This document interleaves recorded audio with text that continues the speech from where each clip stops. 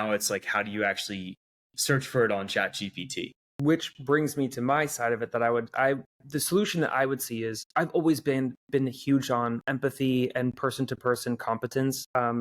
Like since you've known me, that's been my thing. I think now more than ever, and I'm saying this tongue in cheek, but also quite literally, when everyone's gone to an Ivy League school, everyone has a degree, everyone has all the things, they have all the access to the information. Like everyone has gone in that lane. And so like now the vacant lane is, what are the soft skills? And especially with COVID and especially with work from home, what's the person's drive like? What's their desire like? What's their honesty, humility, willingness to learn? Like, what is their resourcefulness? Those things are the biggest competitive advantage, and they transfer to any industry, right? So if you get out of software engineering, you want to be an entrepreneur, those things you're going to need them there.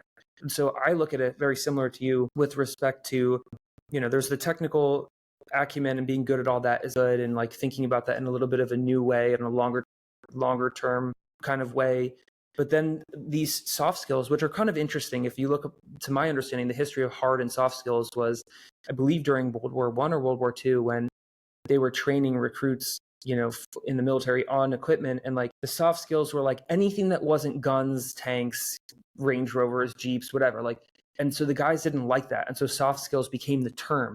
And so for a long time in the 50s, 60s, 70s, 80s, soft skills were looked at as like a weak thing. Now I think it's like you need as much technical acumen as possible. And then like through the roof soft skills makes you so competitive, because a lot of these people, I mean, if you have TikTok, if you looked at Twitter, if you have YouTube Shorts, like if you've gone out to a grocery store, you see how people are starting to interact with one another. And it's really, in many ways, it's awesome. And in some ways it's devolved.